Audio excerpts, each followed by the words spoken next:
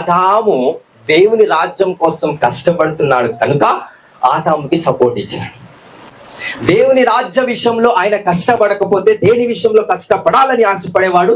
స్త్రీ విషయంలో. కానీ రాజ్య విషయంలో కష్టపడుతున్నాడు కనుక దేవుడు ఏం చేస్తున్నాడు? సపోర్ట్ ఇస్తున్నాడు. So what I'm trying to say that, ఏమి కనుక్కున్నాడంటే ఆయన దేవుని రాజ్య విషయంలో ఎలా చేయాలి, ఎలా ఉండాలనే విషయాలన్నిటిని కూడా కనుక్కున్నాడు కాబట్టి సపోర్ట్ అనేది దేవుడు ఆ వ్యక్తికి ఇచ్చాడు.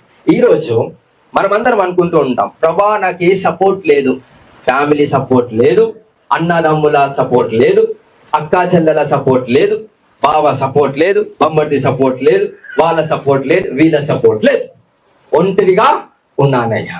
ఆదాముడు ఎలా ఉన్నాడు? కానీ స్టిల్ దేనికోసం ఆయన కష్టపడుతున్నాడు?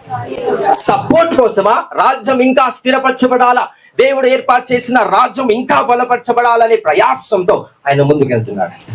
ఈ రోజు ఆయన రాజ్యం కోసం మీరు కష్టపడేవారైతే supports will come to your life in the name of Jesus. అనేకమైన సపోర్ట్స్ మీకు దేవుడు ఇవ్వబోతున్నాడు. హల్లెలూయా.